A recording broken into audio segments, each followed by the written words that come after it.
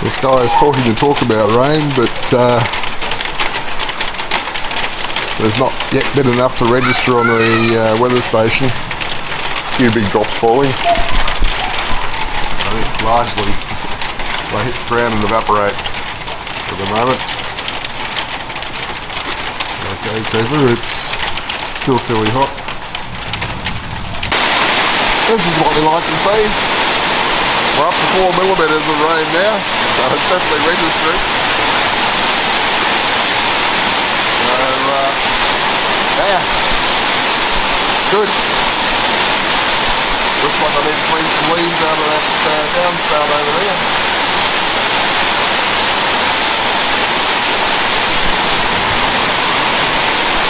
But yeah, worthwhile thunderstorms. Last few days we've had the thunderstorms that were dry. There's more days, well, every day in the forecast, the 10-day forecast, bar 2, has got over 50% chance of rain. So it looks like we're getting back into the wet season again. That's usually due November to April, so we might be a bit early. That's some quality rain right there. Over 20 millimetres already. And a rate of 111 millimetres per hour. So that'll put a bit back in the tanks. Well, we ended up with 24.41 millimetres of rain yesterday, so that was a decent productive thunderstorm for once. But being Sunday, it's time to go over and do the pressure accumulated rain and maintenance run of the genset. Well, there's something new. I set the genset to auto as indicated by that red LED on the auto button, and it didn't automatically start. So that may mean that the auto start function has kicked back into normal mode, or it may mean that it's off altogether. I won't hit the start button because yes, I could run it manually with the start button, but what I want to do is leave it until 1 o'clock this afternoon and see if it actually starts automatically, because it's set to do auto start at 1 PM if it is not run in the last 7 days. So that should start at 1 PM this afternoon according to my thinking. So let's see what happens. Maybe it's all back to normal. So a thunderstorm knocked it out a couple of months or a few months ago now. It was back in April, I think it was, and it's now the end of September. So maybe that thunderstorm yesterday has kicked loose whatever was stuck. I can only hope, but we'll see. But anyway, I've got to drain the pressure accumulator anyway. Thanks to yesterday's rain, we're up to just under 14,000 litres in the back tank.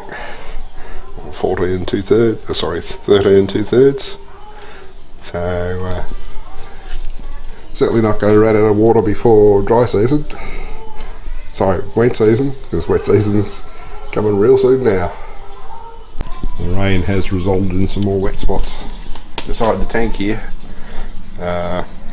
This trickle that runs across and down along this side, that had actually got to the stage of drying out, but now there's more water pressure in there. The leak's running harder, I think. But it's all good.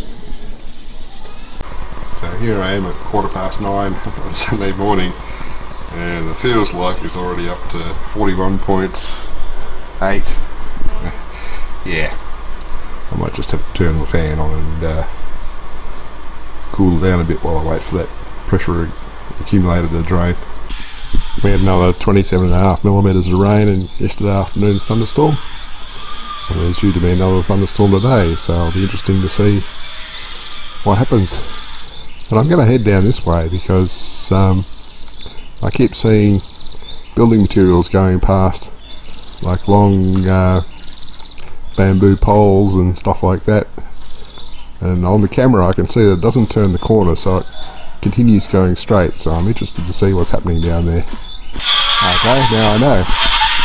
It may not turn the corner, but it goes across the back here. And there's new construction.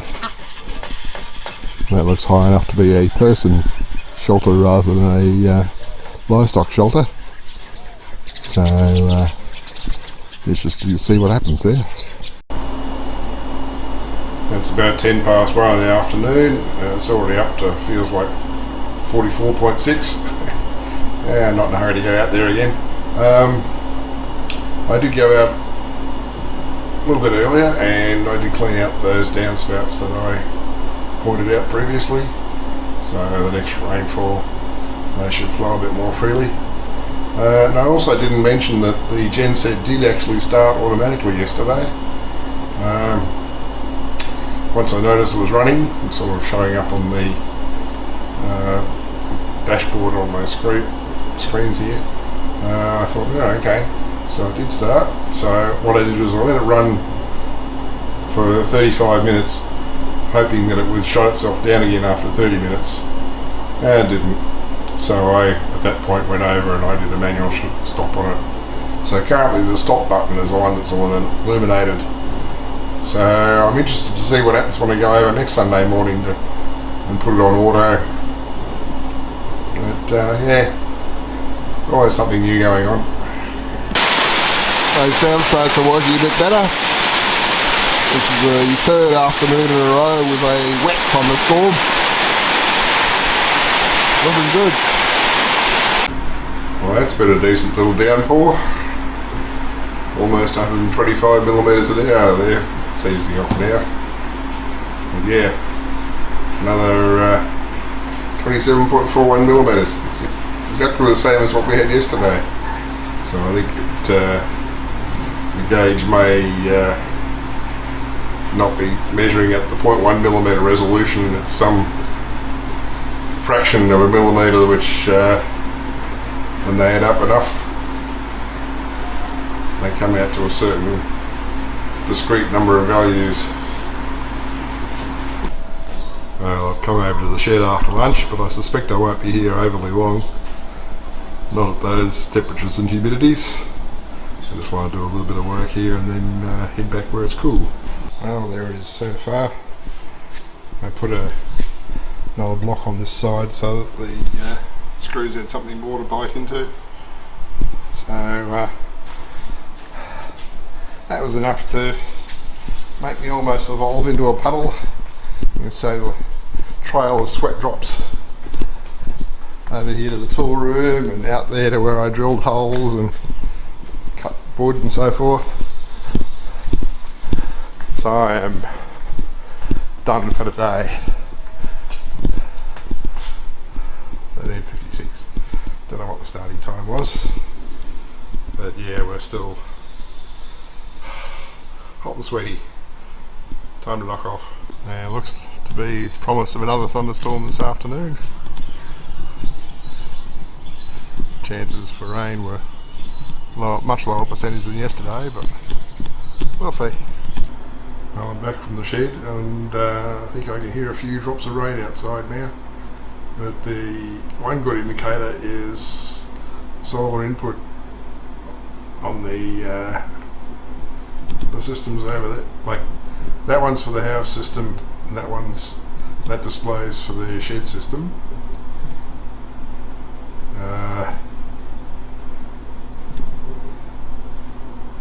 So there's 1.1 kilowatts of input at the house and 0.8 kilowatts of input at the shed. And the shed's currently exporting 2.6 kilowatts, or 2.4 kilowatts to the house. They're both fully charged. Well, the shed was fully charged, now the house is fully charged. Shed's coming down a bit, but it may catch up depending on whether the sunshine comes back again or not. But if it doesn't, I won't be greatly stressed. Rain is not yet enough to register on the weather station. Still says 0 millimetres. Actually it says 0.2 millimetres, but the rain rate is 0 millimetres an hour. So, and the other indicator of how much solar input there is if I scroll this page down, it currently says what,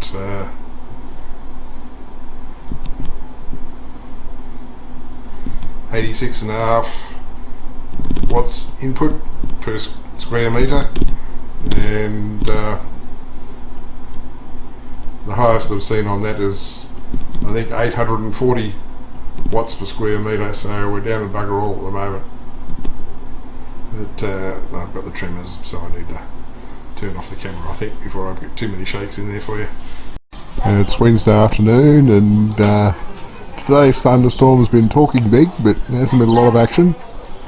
We've had lots of thunder, and I know when there's going to be a nearby lightning strike, because the big TV in the lounge room goes blank for a short time, and then there's a crack of thunder.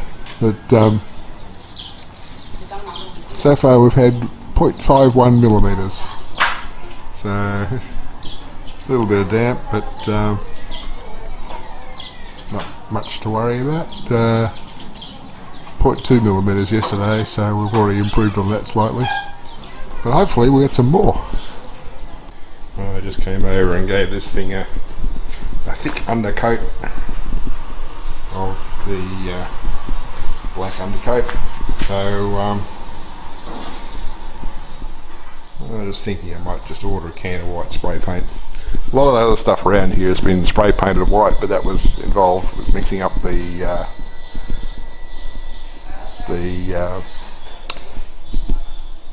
air sprayer on the compressor, which I've not had anything to do with, so I think I'll just stick with the simple spray cans. I didn't want to make this fluorescent pink or fluorescent green. White would make most sense, so I'll order a can, I think. Of course, as is the case when you've got a messy spray can, it gets on your fingers, and this isn't a water soluble undercoat, so soap and water didn't want to take it off. But go to Bunnings if you're in Australia and get this stuff. It is magic. It will remove sticky labels from jars, you know how when you peel them off and you're left with a sticky layer left. This takes it off in instants. Lots of other stuff that you can't move with normal soap and water, this stuff takes it off with ease, and it smells good. So highly recommended. Yeah, you can even get it in much larger containers at Bunnings, and I wish I had now, because I've only got these 2 containers, I think. But yeah, orange oil based, and it's fantastic. And coming over here this morning, I noticed that those plastic sheets at the roof there are blown out again. Not UV resistant. We've got to get something better for that, guys. That stuff's rubbish. Well, it's Friday. I swear those blown out plastic panels there are going to bug me every time I see them until they're fixed, because that's going to be a highway for the sparrows to get in there and crap over everything again. Not happy. So I'm just turned on the valve for the depth gauge here, and the fact that it's overflowing tells us that the water level is above the roof of the tank. But yeah, so good thunderstorm yesterday afternoon, which meant it was very, very dull. So the household solar batteries, they'd been topped up from the shed here, so they were fully charged, but the shed, because it had been drawn down by the house and there hadn't been a lot of solar input, it was down to 55%. I thought, yeah, won't be a problem normally, because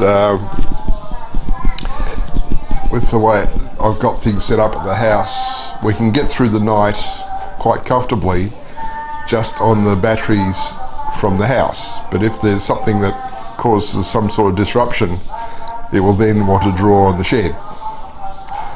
And that disruption would be if there was a power outage on the mains power, and the old switchboard of the house got switched back to off-grid, at which point the load will go up by a couple of kilowatts potentially, and draw down the battery that much quicker.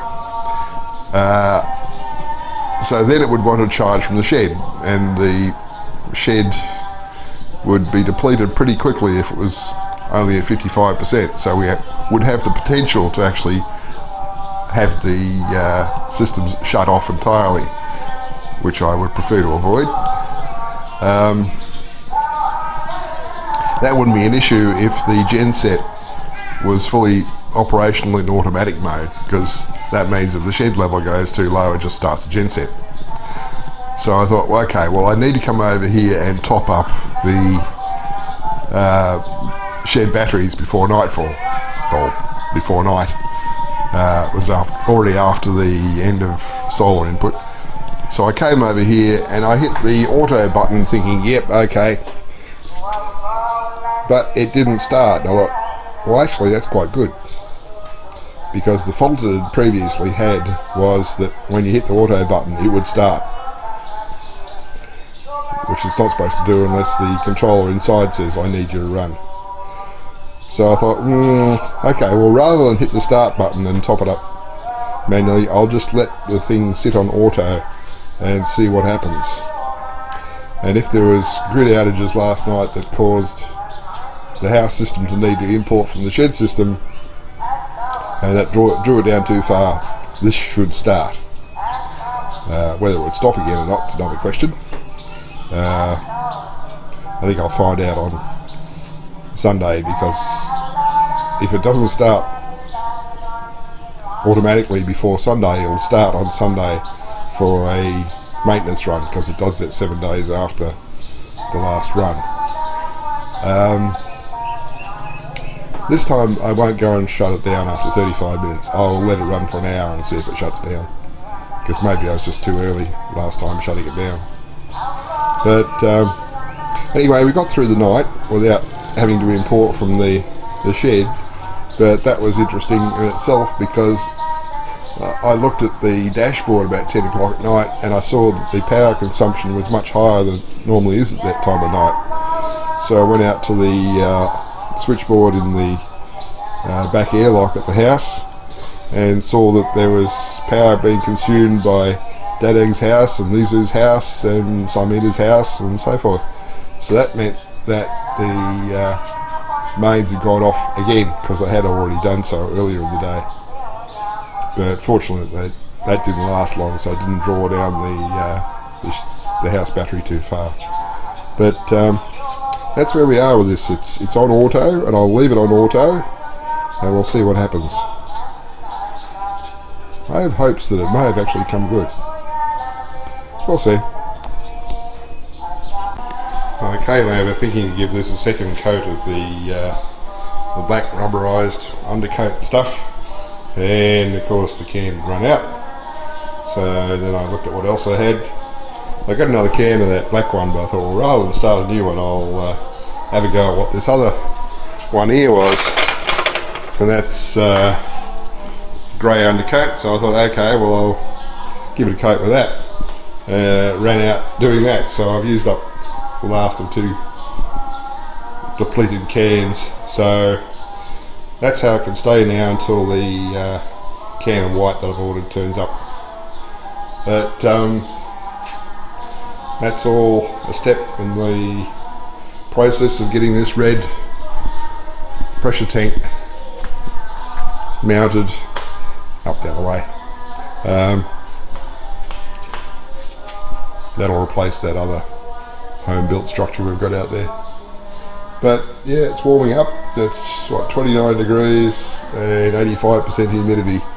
So time to go back and assemble this into a weekly report and report on the rainfall. We've had 6 out of the last 7 days has been rain, between 0.2 millimetres and 27 point something millimetres. So it's oh, that's interesting. I hear the pump running out here. and there's nobody here with me at the shed, so that means that Jemima must have the tap turned on in the back kitchen. Well, there you go. Yeah, well anyway, where was I? I'll shut up over here and go back and do an upload. I know. It wasn't Jemima in the kitchen, it was Lisa who'd come over and just filled a water bottle here. Oh, all good. Hot and steamy. Time to go back to the lounge room.